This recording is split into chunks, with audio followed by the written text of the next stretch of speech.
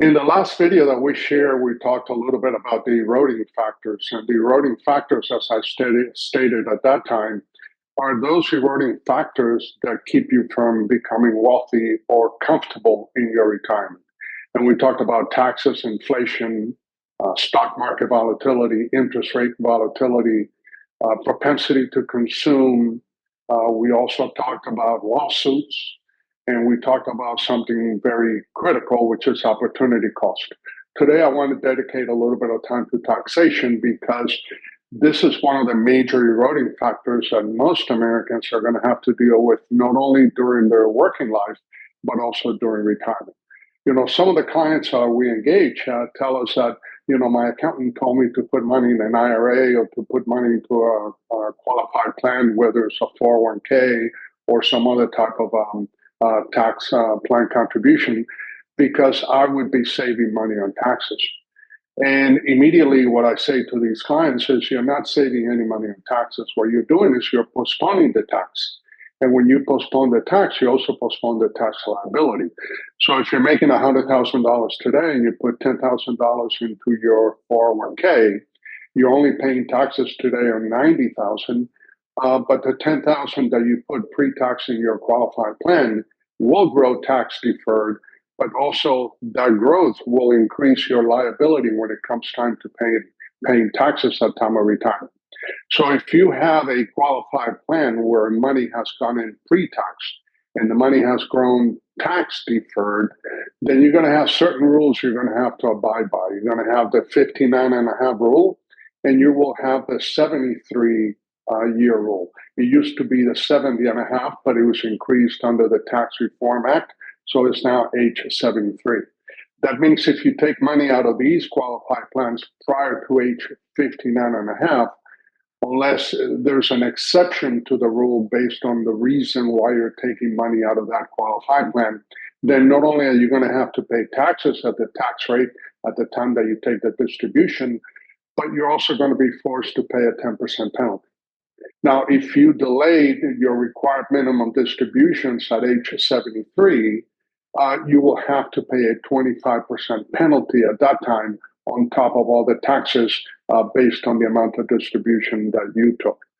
Now, once you reach the age of 73, you are required to take your RMD, which is your required minimum distribution. Now, if it is your first year, then the IRS gives you the ability to delay it one more year. In other words, if you turn 73 in 2026, then you must start taking the distribution, if you want to delay it a little bit longer, by April 1st of 2027. That means you have to take the distribution by April 1st of the year following the year that you turn age 73. You may want to, dilute that distribution a little bit longer, because instead of having to take it at 73, you'll take it at 74. But the problem is, if you delay taking that distribution, you will have to take a distribution for the 73 tax year and also for the 74 tax year as well. So that means that in 2027, you would have to take the 2026 qualified plan distribution and also the 2027, and that may increase your tax liability by that year, depending on your other distributions as well. So it's very important to understand, how do you play this game when it comes to retirement? Because what we see is that the vast majority of the clients that we engage are going to be in a higher tax planning in retirement than they were during their working years. Because when you're in retirement, most of your deductions, credits, and exemptions are pretty much gone. If you have a home, more than likely you have it paid off, so you're not going to be able to take those deductions.